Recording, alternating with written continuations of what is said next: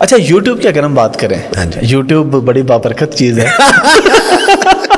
تو میں آپ کو اس حوالے سے بتاتا ہوں کہ میرا بیسیکلی ای کامرس کا کام ہے, ای کامرس کا بزنس ہے, اور میں گورنمنٹ آف پاکستان کی طرف سے بھی اور پرائیویٹلی بھی لوگوں کو ہم سکھاتے ہیں کبھی اپنے گھر میں بیٹھ کے آپ نے ڈالر کس طرح کمانے, باہر کام کر کے, کام باہر کا, لیپ ٹاپ پہ کام کریں, گھر بیٹھ کے اپنے پیسے کما لینے.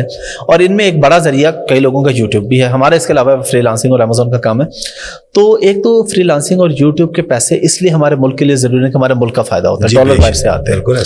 تو یوٹیوب آنے کے بعد فنکاروں کے حالات کتنے مزید تبدیل ہوئے؟ ویسے تو اب ان کو مین اسٹریم سے بھی بہت اچھا ملتا ہے. نہیں, یوٹیوب کے آنے سے کافی حالات بہتر ہوئے ہیں. ان کو دسے نہ تھے وہ وقت مرضی, بڑے ماشاءاللہ بہتر حالات ہیں, شکر اللہ کا, جتنا بھی شکر کیا جائے کم ہے. ہاں لیکن یوٹیوب کو چلانا, اس کو رن کرنا, یہ بڑا ایک مشکل ٹاسک ہے. آپ تو اس چیز کو سمجھتے ہیں. یوٹیوب مانگتا ہے ریگولرٹی آپ کے, بالکل کہ آپ کر رہے ہیں تو کنسسٹنٹ اس میں رہیں, ساتھ ان ٹچ رہیں.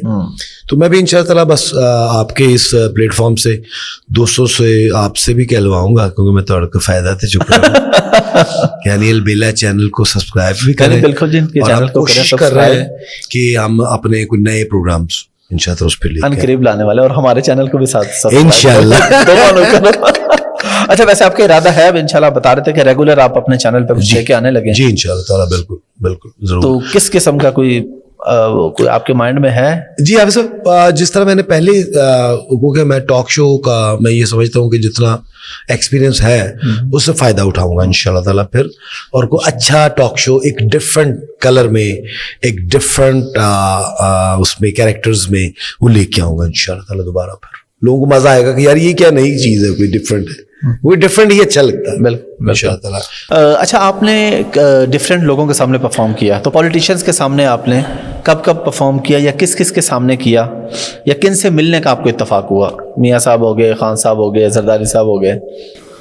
زرداری صاحب سے نہیں ملا, اچھا ان سے ملنے کی خواہش ہے. اچھا بلاول سے بھی نہیں ملا, باقی میاں نواز شریف صاحب سے ملا ہوں, اور شہباز شریف صاحب سے, حمزہ صاحب سے, اور اپنا عمران خان صاحب سے بھی جی ملاقات ہوئی. بہت پہلے بھی ہوئی تھی جب وہ ہمارے پاس جیو میں آئے تھے شو کے لیے.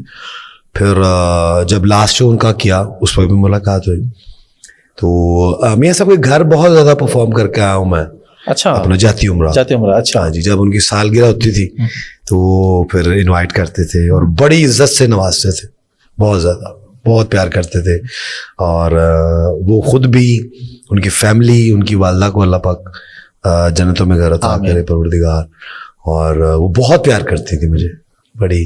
پھر حسن بھائی, حسین بھائی, جتنے بھی صاحب ان کی فیملی کو لوگ, وہ دل سے محبت کرتے ہیں. بلکہ یہ تو آپ کے والد صاحب سے تعلق چلا رہا ہے نا, آپ کے والد صاحب کا میاں صاحب کے ساتھ بڑا, میاں صاحب کا میرے ابو کے ساتھ بہت پرانا تعلق. اور میں جب بھی جاتا ہوں, اپنا ملاقات ہوتی میاں صاحب سے, تو مجھے وہی واقعہ سناتے ہیں میاں صاحب کے. جب میں جدہ میں تھا تو میری البیلا صاحب کے ساتھ ملاقات ہوئی, تو انہوں نے مجھے بڑی تسلی دی.